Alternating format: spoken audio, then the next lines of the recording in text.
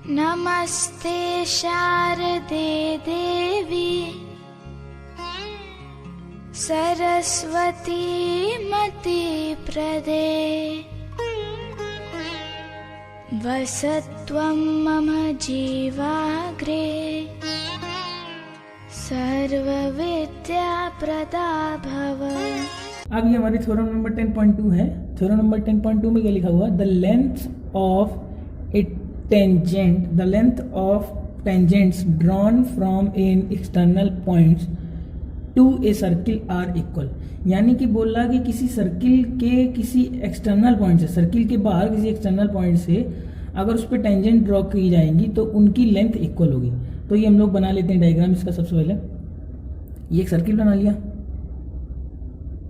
ठीक। इसके बाहर वो ये एक्सटर्नल पॉइंट है। ये बोल रहा कि इस एक्सटर्नल पॉइंट से अगर इस सर्किल पर टेंजेंट ड्रॉ करोगे, ये मान लो हमने ऐसे टेंजेंट ड्रॉ कर दी, ये दो टेंजेंट ड्रॉ कर दी, तो ये बोल रहा कि इन दोनों की लेंथ इक्वल होगी। ये मान लिया हमारा P पॉइंट है, जहाँ पे पॉइंट ऑफ कॉन्टैक्ट P हमारा, और ये Q पॉइंट ऑफ कॉन्टैक्ट है, और इसका हमने मान लो नाम दे दिया R नाम दे दिया, और यहाँ पे इसका कहीं सेंटर होगा सर्किल का, तो ये हमारा O सेंटर हो गया, ठीक है। अब हम लोग क्या करेंगे, हमको इसकी लेंथ इसके इक्वल प्रूव करनी है। अब हम लोग क्या करेंगे, इसको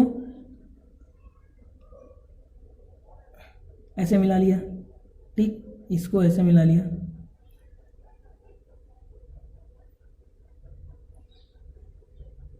ये ऐसे ज्वाइन कर लिया हम लोगों ने। अब हमको क्या करना है कि हमको पी आर को आर क्यू के इक्वल प्रूव करना है, ठीक है। यही इसमें थ्योरम ने बताया है, तो जो थ्योरम में बताया वो हमको प्रूव करके दिखाएंगे, ठीक है। ये हमारी ओ क्यू क्या हो जाएगी, रेडियस हो जाएगी। ये हमारी पी क्या हो जाएगी, ये ओ पी क्या हो जाएगी, भी रेडियस हो जाएगी। क्यों? क्योंकि हमने ओ से सेंटर से सर्कमफ्रेंस के पॉइंट को जो हम लोग मिलाते हैं, ज्वाइन करते हैं, तो वो हमारी रेडियस बनती है। तो ये ओ क्यू और ओ पी क्या हो जाएगी, रेडियस हो जाएगी, ठीक है। और बस इसके बाद हम लोग कर लेंगे, देखो ध्यान से।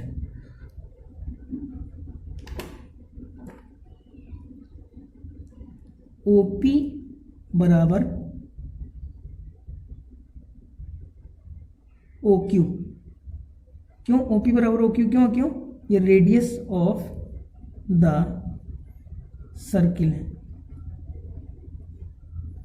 अब देखो ध्यान से, हम लिख देंगे इन ट्राइंगल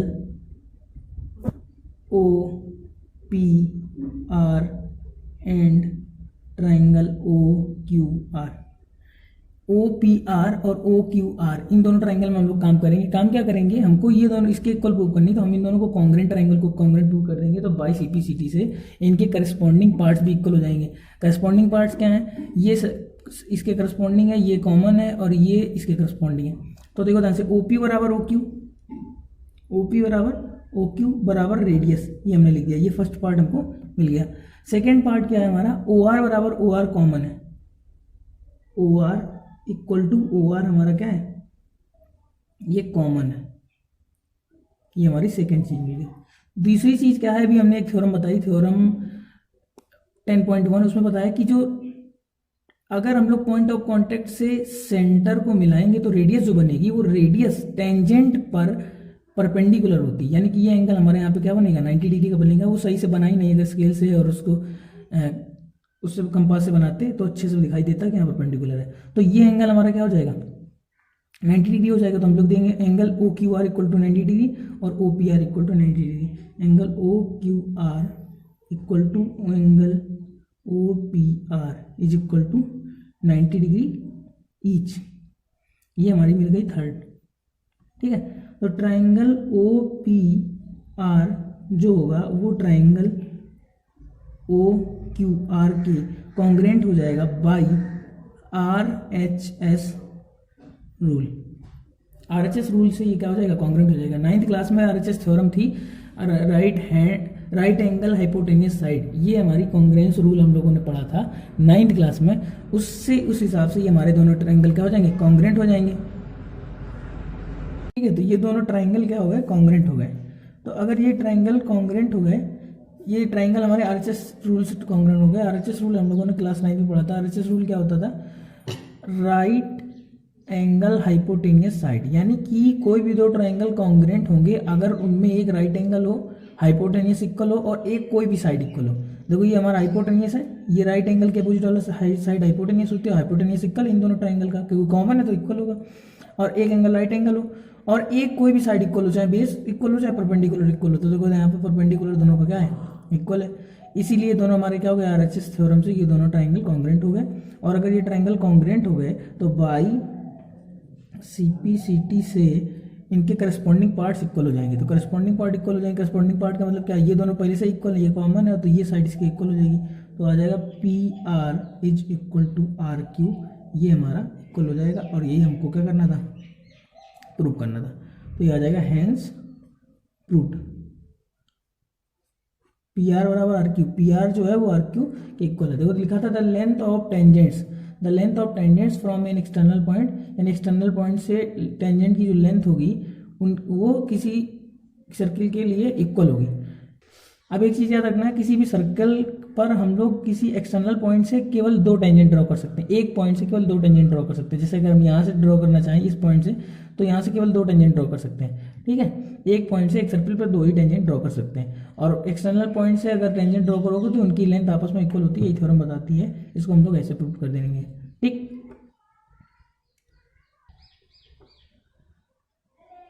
अब ये हमारा एग्जाम्पल नंबर 1 है। इस थ्योरम के बाद एक एग्जाम्पल लिखा हुआ, prove that in 2 concentric circles the chord of larger circle when touches the smaller circle is bisected at the point of contact। इसका मतलब है 2 कॉन्सेंट्रिक सर्किल। कॉन्सेंट्रिक सर्किल क्या होती है कि सेम सेंटर से 2 सर्किल बनाए जाए अलग अलग रेडियस के, तो वो कॉन्सेंट्रिक सर्कल बोले जाएंगे। जैसे मान लो अगर हमने एक ये सर्किल बना दिया, ठीक, इसका सेंटर ये है, इसी सेंटर से एक दूसरी रेडियस का अगर हम एक ऐसे सर्किल बना दें तो ये हमारे कॉन्सेंट्रिक सर्किल बोलेंगे। मतलब सेम सेंटर से अलग अलग रेडियस के अगर सर्किल बनाए जाते हैं तो वो कॉन्सेंट्रिक सर्किल बोले जाते हैं। अब इसने बोला है कि prove that in 2 concentric circle the chord of larger circle. तो लार्जर सर्किल की एक हम कॉर्ड बनाएंगे, और कैसी बनाएंगे,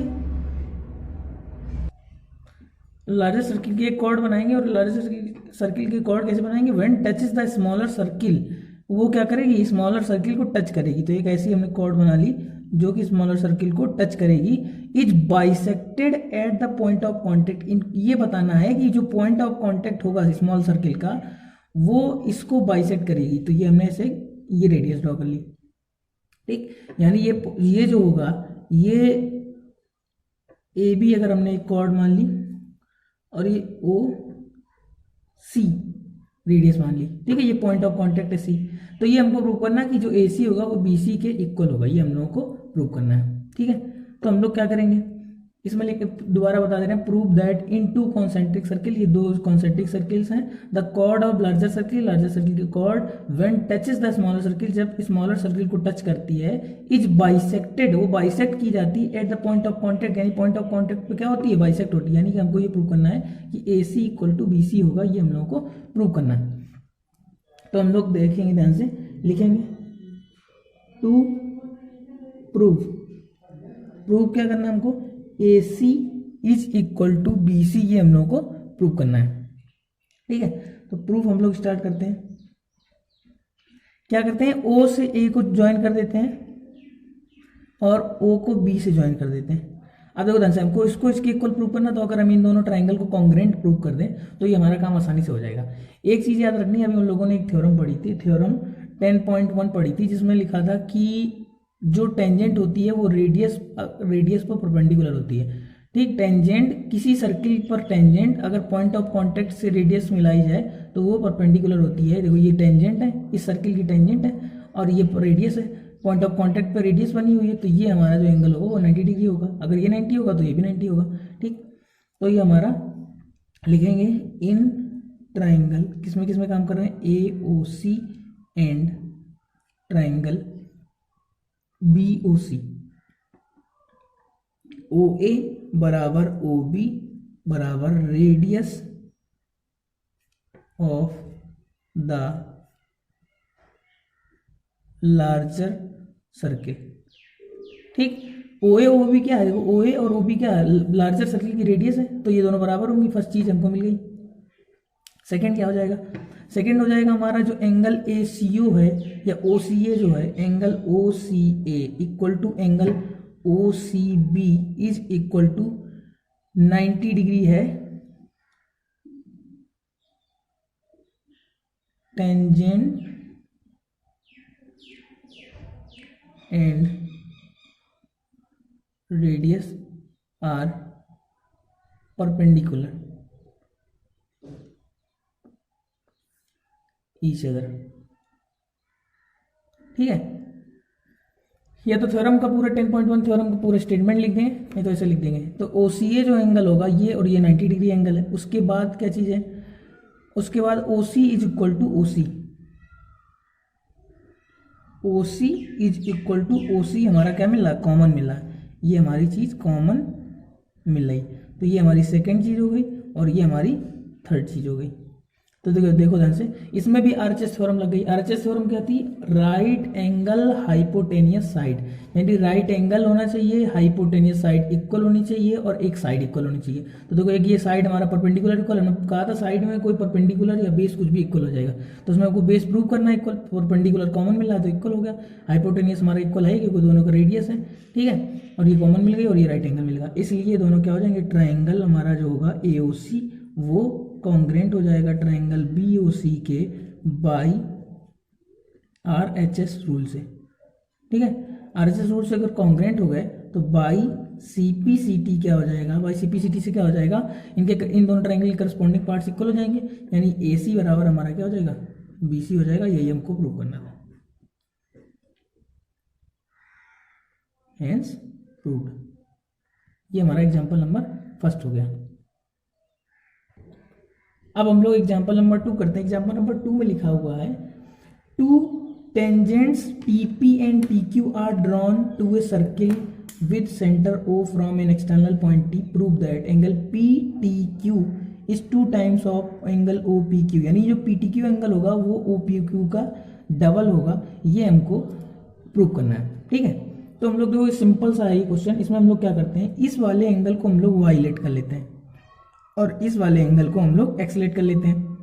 तो PTQ को हमने वाइलेट कर लिया और OPQ को हम लोग एक्सलेट कर लिया। इसका मतलब हमको क्या प्रूव करना पड़ेगा, इसकी जगह y रख दें, इसकी जगह x रख देंगे, तो y इक्वल टू 2x हमको प्रूव करना है। तो यहाँ लिख लेंगे टू प्रूव, लिख लेंगे हम लोग, तो प्रूव क्या करना है, angle PTQ is equal to 2OPQ।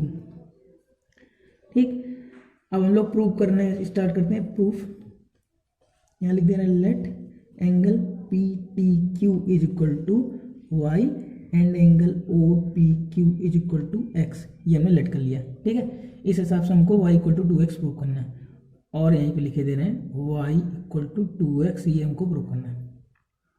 ठीक है, इसके बाद हम लोग देखो ध्यान से क्या करते हैं कि ये दोनों टेंजेंट्स हैं तो आपस में इनकी लेंथ इक्वल होगी। अगर ये दोनों टेंजेंट्स हैं तो आपस में लेंथ इक्वल होगी। तो और हमने एक थ्योरम पढ़ी थी क्लास 9th में कि in an isosceles triangle angles opposite to the equal side are equal, यानी कि आइसोसेलेस ट्रायंगल में इक्वल साइड के अपोजिट वाले एंगल्स भी इक्वल होते हैं।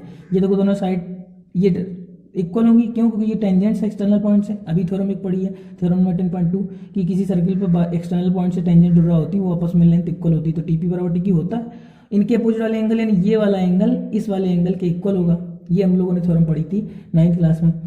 इसका मतलब क्या होगा, जितना एंगल ये होगा उतना एंगल ये होगा। अब एक चीज याद रखो कि ये हमारा OP क्या है, OP जो होगा वो रेडियस है और TP क्या है, टेंजेंट है। तो टेंजेंट पर रेडियस क्या होती है, परपेंडिकुलर होती है। इसका मतलब इन दोनों एंगल्स का सम कितना होगा, 90 होगा। अगर इन दोनों एंगल्स का सम 90 होगा और ये x है तो इसको फाइंड करना चाहे तो ये 90 माइनस x हो जाएगा। सपोज दैट ये पूरा टोटल एंगल 90 डिग्री होगा, अगर ये 20 डिग्री का होगा तो ये कितने का हो जाएगा, 70 का हो जाएगा। 90 माइनस 20 यानी 70 डिग्री का हो जाएगा। ऐसे अगर ये x है तो ये 90 माइनस x हो जाएगा। ये हमारा हो जाएगा 90 माइनस एक्स। अगर ये 90 माइनस एक्स होगा तो ये भी हमारा कितना हो जाएगा, 90 माइनस एक्स हो जाएगा। अब इन तीनों एंगल्स का सम कितना हो जाएगा, इन तीनों एंगल्स का सम 180 डिग्री हो जाएगा। ठीक, तो हम लोग क्या कर लेंगे, लिखेंगे angle TPQ is equal to TPQ angle equal to angle TQP is equal to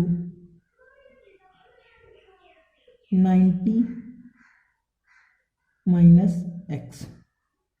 ठीक है, यहां लिख देंगे TP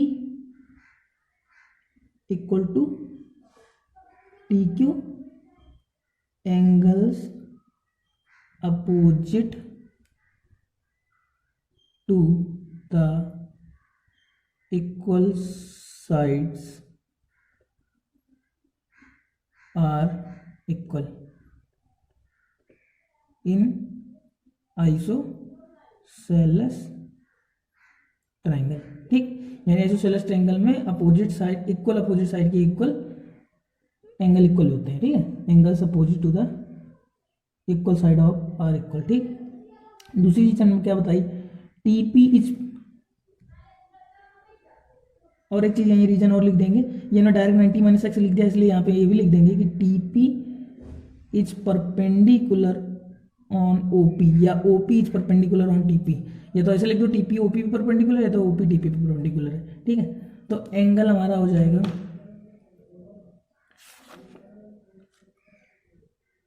अच्छा। अभी हम लोग क्या कर रहे हैं, इस चीज़ को अभी हटा दे रहे हैं, ये चीज़ अभी यहाँ नहीं लिख रहे हैं, इसको हम लोग बाद में आगे लिखते हैं क्योंकि ये ज़्यादा जल्दी हो जाएगा। ठीक है, डायरेक्ट हो गया है। तो अभी हम चीज़ ये लिख रहे हैं कि टी पी क्यू एंगल जो होगा वो टी क्यू पी के इक्वल होगा। क्यों? क्योंकि टी पी बराबर टी हो, T P side T Q के इक्वल है।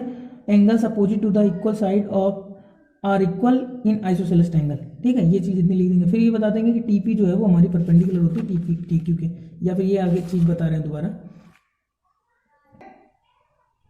ठीक, तो अब हम यहाँ लिखे दे रहे हैं, यहाँ दोबारा डायग्राम है तो बना देते हैं।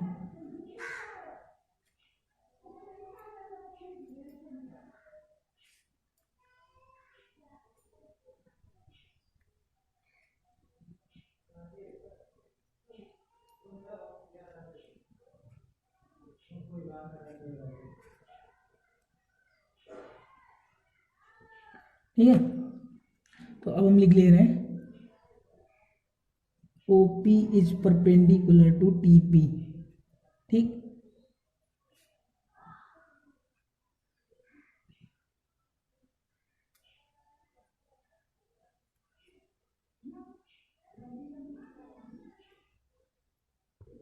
अब हम लिख ले रहे हैं OP is perpendicular to TP। क्यों? क्योंकि द थ्योरम 10.1 थी, the tangent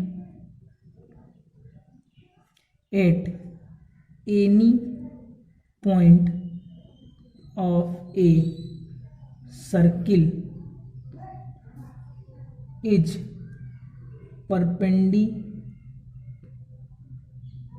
perpendicular to the radius through the point of contact। ठीक है, ये हमने रीजन लिख दिया। अब देखो ध्यान से, तो हमारा एंगल जो OPT हो जाएगा, OPT वो इज इक्वल टू कितना हो जाएगा 90 डिग्री। ठीक है, तो OPT 90 हो गया और OPQ कितना है, angle OPQ is equal to कितना है x डिग्री। देन कितना हो जाएगा हमारा एंगल TPQ हो जाएगा 90 माइनस एक्स, और TPQ के बराबर कितना है TQP है, तो एंगल TQP भी इतना ही हो जाएगा। अब देखो ध्यान से, in triangle TPQ, in triangle TPQ क्या हो जाएगा, ये एंगल प्लस ये एंगल प्लस ये एंगल कितना हो जाएगा 180 डिग्री हो जाएगा।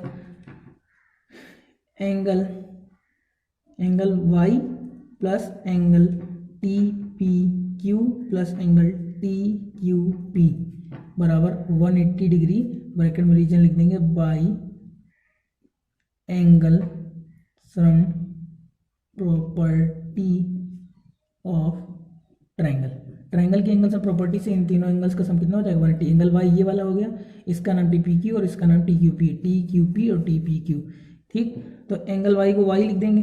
ठीक, एंगल वाई हमारा वाई है, प्लस TPQ कितना हो गया, ये 90 माइनस एक्स हो गया, और ये वाला भी कितना हो जाएगा 90 माइनस एक्स हो जाएगा, इज इक्वल टू 180 डिग्री। तो देखो ध्यान से, 90 प्लस 90 कितना हो जाएगा 180 हो जाएगा। y प्लस 180 माइनस 2x बराबर 180, ये 180 उधर जाके जीरो में चला जाएगा, तो y इज इक्वल टू हो जाएगा y इक्वल टू 180। देखो ये वाला 180, ये वाला 180 और ये वाला 180 इधर आके माइनस का हो जाएगा, और ये वाला माइनस का 2x इधर ले आएंगे तो प्लस का 2x हो जाएगा, ये कैंसिल, तो y बराबर कितना आ जाएगा 2x। यही हमको प्रूव करना था।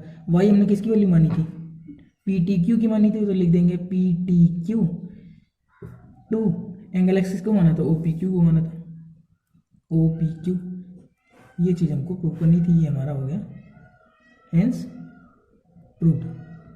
सिंपल एग्जांपल था। अब दोबारा ये तो जल्दी जल्दी से बता देते हैं इसमें क्या किया गया है कि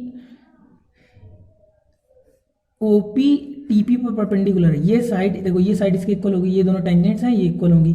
तो अगर इसके अपोजिट वाला ये एंगल, इसके अपोजिट वाला ये एंगल आपस में इक्वल होगा, ठीक है। तो इसको हमने x मान लिया, तो ये 90 माइनस एक्स हो जाएगा। क्यों? क्योंकि ओपी है जो वो टीपी पर परपेंडिकुलर है, रेडियस टेंजेंट पर परपेंडिकुलर होती है, पूरा 90 होगा। तो और ये x है तो ये 90 माइनस एक्स हो जाएगा, ये 90 माइनस एक्स होगा तो ये भी 90 माइनस एक्स हो जाएगा। बस इसमें एंगल से प्रॉपर्टी लगा दी, तो ये प्लस ये इक्वल टू 180 डिग्री। बस ये प्रूव हो गया जो हमको प्रूव करना था।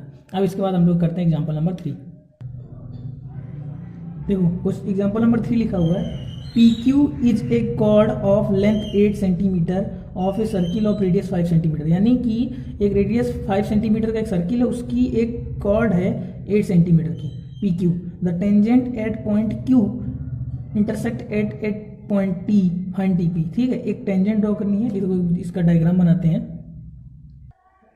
देखिए इसका सॉल्यूशन करते हैं। इसमें सॉल्यूशन में क्या है, पहले डायग्राम देख लेते हैं। तो डायग्राम में बताया उसने, क्वेश्चन में बताया है कि PQ इज ए कॉर्ड। तो PQ हमारी क्या है, कॉर्ड। ये PQ कॉर्ड है ऑफ लेंथ 8 सेंटीमीटर, ये 8 सेंटीमीटर लेंथ की एक कॉर्ड है of a circle of radius 5 centimetre, 5 centimetre radius वाले सर्किल के। तो ये रेडियस बना दी हमने 5 सेंटीमीटर की। ठीक, द टेंजेंट एट Q पे टेंजेंट ड्रॉ करनी है। कहाँ पे, Q पे टेंजेंट ड्रॉ करनी है। The tangent P and Q पे, टेंजेंट P एंड Q पे दोनों पे ड्रॉ करनी है। इंटरसेक्ट एट पॉइंट T, दोनों कहाँ पे इंटरसेक्ट करती है, T पे। फाइंड TP करना, हमको TP का करना, फाइंड करना। अब देखो एक चीज़ याद रखते हैं, इसको करने से पहले हम लोग करते हैं, ये हमको 8 सेंटीमीटर दी है, ये हमारी पूरी PQ कितनी दी, 8 होगी। ठीक, अब अगर ये 8 होगी तो ये हमारा 4 हो जाएगा, और ये भी हमारी कितनी हो जाएगी, 4 सेंटीमीटर हो जाएगी। ठीक, इसको हमने मान लो नाम दे दिया, यहाँ पे R नाम दे दिया। तो जो PR होगी और RQ होगी वो 4 हो जाएगी। 4 कैसे हो जाएगी, इसको हम बता देते हैं। अगर OQ को इससे हम लोग क्या करें, ज्वाइन कर दें।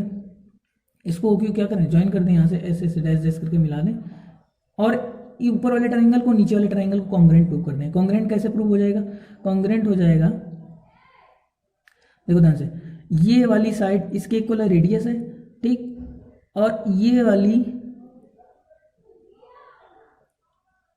वाली साइड इसके इक्वल है, क्योंकि tangents from an external point are equal in length, और ये साइड क्या हो जाएगी, कॉमन हो जाएगी। तो ये तीनों ट्रिपल एस से हमारी क्या हो जाएगी, दोनों ट्रायंगल कॉन्ग्रेंट हो जाएंगे। तो ये वाला एंगल हमारा इस वाले एंगल के इक्वल हो जाएगा। ठीक है, ये वाले ट्रायंगल को और ये वाले ट्रायंगल को, यानी OPT और OQT को हम दो तरीके से कॉन्ग्रेंट प्रूव कर सकते हैं। यहाँ पे 90 डिग्री का एंगल बना के RHS से भी कॉन्ग्रेंट प्रूव हो जाएगा, और ये हमारा ट्रिपल एस से भी कॉन्ग्रेंट प्रूव हो जाएगा। अगर ये दोनों कॉन्ग्रेंट हो जाएंगे तो बाई CPCT से एंगल इसके इक्वल हो जाएगा। फिर दूसरी बात, अब हम लोग क्या करेंगे, ये वाला ट्रायंगल ले लेंगे और ये वाला ट्रायंगल ले लेंगे। अब इन दोनों ट्रायंगल लेने से क्या होगा कि हमारी ये साइड जो होगी, देखो ये वाला कौन सा ट्रायंगल लेंगे, RTQ और RPT, इन दोनों को कॉन्ग्रेंट प्रूव करेंगे। कैसे, ये हमारी साइड कॉमन मिल रही है, और ये वाला हमारा एंगल इक्वल है, और ये वाली हमारी साइड इक्वल है। ठीक, ये इसके इक्वल है, देखो ये वाली साइड इसके इक्वल है, ये कॉमन है, और ये एंगल इसके इक्वल है। तो ये दोनों ट्रायंगल PRT और एंगल QRT, ये दोनों ट्रायंगल भी कॉन्ग्रेंट हो जाएंगे। अगर कॉन्ग्रेंट हो जाएंगे तो बाई CPCT से इनके करस्पॉन्डिंग पार्ट्स इक्वल हो जाएंगे। ये वाला एंगल इस वाले एंगल के इक्वल होता ही है, हो भी जाएगा जब उसकी कॉन्ग्रेंट हो गया, और ये वाला एंगल इसके इक्वल हो जाएगा। ठीक, और ये वाली साइड इसके इक्वल हो जाएगी। तो ये टोटल 8 का है, 8 सेंटीमीटर का है, तो ये 4 की हो जाएगी। और यहाँ पे एंगल कितने बन जाएगा, देखो ध्यान से, ये एंगल अगर इसके इक्वल होगा, यहाँ पे लीनियर पेयर एंगल से टोटल एंगल 180 डिग्री का है, और ये एंगल इसके इक्वल है, तो यहाँ पे 90 बनेगा, यहाँ भी 90 बनेगा। इसका मतलब क्या हो जाएगा, यहाँ पे परपेंडिकुलर, ये साइड जो है वो परपेंडिकुलर है। ठीक, तो ये साइड हमारी 4 हो जाएगी, ये 4 हो जाएगी। अगर ये 4 हो गई तो हम लोग यहाँ पे इस वाले ट्रायंगल में पाइथागोरस लगा सकते हैं। तो OR हमारी साइड बेस है, तो OR का स्क्वायर इक्वल टू क्या हो जाएगा, OP square minus PR square, Pythagoras theorem से by Pythagoras in triangle OPR, ये R है हमारा। ठीक, इस ट्रायंगल में पाइथागोरस लगाएंगे तो OR square equal to OP square minus PR square हो जाएगा। ठीक, OR हमको फाइंड करनी है, OP हमारी कितनी है, 5 सेंटीमीटर का स्क्वायर माइनस 4 सेंटीमीटर का स्क्वायर। तो 5 5 जा 25 माइनस 4 4 जा 16, तो आ जाएगा 9। तो OR स्क्वायर इक्वल टू आएगा 9, तो OR इज इक्वल टू आ जाएगा √9, ये स्क्वायर उधर अंडर रूट में चला जाएगा, तो आ जाएगा 3 सेंटीमीटर। तो OR की वैल्यू कितनी आ गई, ओ आर की वैल्यू आ गई 3 सेंटीमीटर। ये साइड हमारी कितनी आ गई, 3 सेंटीमीटर आ गई। अब देखो ध्यान से एक चीज़ देखो, अगर हम लोग क्या करें कि हमको फाइंड क्या करना, टीपी फाइंड करना, जितनी टीपी होगी उतनी टीक्यू होगी, ठीक। तो अगर इस वाले ट्रायंगल को और इस वाले ट्रायंगल को हम लोग सिमिलर प्रूव करते हैं, हम लोग चैप्टर नंबर 6 में सिमिलरिटी पढ़ चुके हैं, इन दोनों ट्रायंगल को सिमिलर प्रूव कर देंगे तो इनके करस्पॉन्डिंग पार्ट्स का रेशियो क्या हो जाता है, इक्वल हो जाता है। अगर कोई दो ट्रायंगल सिमिलर होते हैं तो उनके करस्पॉन्डिंग पार्ट्स का रेशियो इक्वल होता है। देखो ध्यान से, ये ओ आर इक्वल टू √99 हो गया तो 3 सेंटीमीटर आ गई रेडियस, ये ओ आर, ठीक। अब ये गड़बड़ हो गया था, इसके आगे हम लोग ये लिखने में गड़बड़ी हो गई थी, तो अब दोबारा लिखेंगे इन ट्रायंगल, देखो ध्यान से, PTR एंड, हमने कहा था जब इन दोनों ट्रायंगल को सिमिलर प्रूव करना तो हमने कहा था सिमिलर या कॉन्ग्रुएंट प्रूव करना हो तो कौन वर्टेक्स किसके करस्पॉन्डिंग है उसी हिसाब से लिखते हैं। तो पहला वाला आसानी से लिख दिया, दूसरे वाला देखो ध्यान से, जो हमारा O पॉइंट है वो P के करस्पॉन्डिंग है, ठीक। इस वाले ट्रायंगल का O इस वाले के P के करस्पॉन्डिंग, तो यहाँ पहले O आएगा, फिर इसका T, इस ट्रायंगल का T इस ट्रायंगल के P के करस्पॉन्डिंग है तो P आएगा और R लिखेंगे, ठीक। अब देखो ध्यान से, एंगल जो हमारा PRT है वो एंगल PRO के इक्वल है। PRT एंगल PRT ये वाला एंगल PRO इस वाले एंगल के इक्वल है और ये कितने डिग्री का है, 90 डिग्री का है।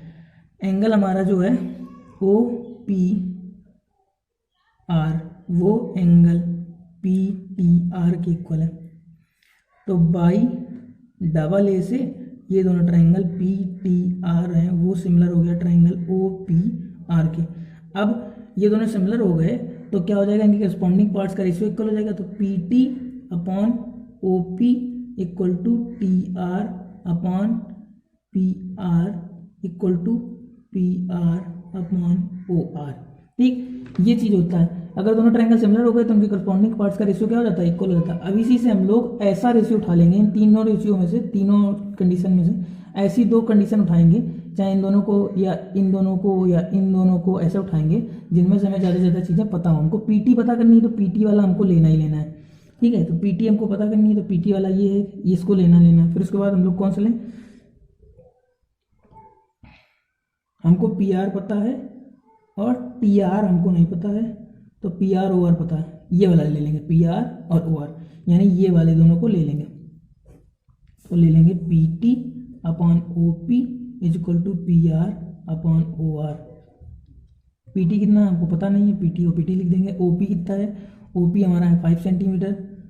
PR कितना है, PR हमारा है 4 सेंटीमीटर, PR हमारा 4 सेंटीमीटर है। और OR कितना है, OR है 3 सेंटीमीटर।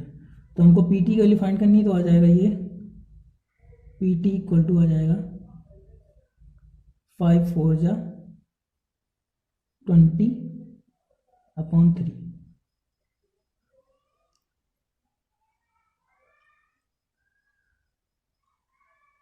6.6 सेंटीमीटर समथिंग आएगा, ये हमारा आंसर हो जाएगा, ठीक है। तो आज के लिए हम लोग इतना ही रखते हैं, नेक्स्ट लेक्चर में हम लोग एक्सरसाइज करेंगे 10.2।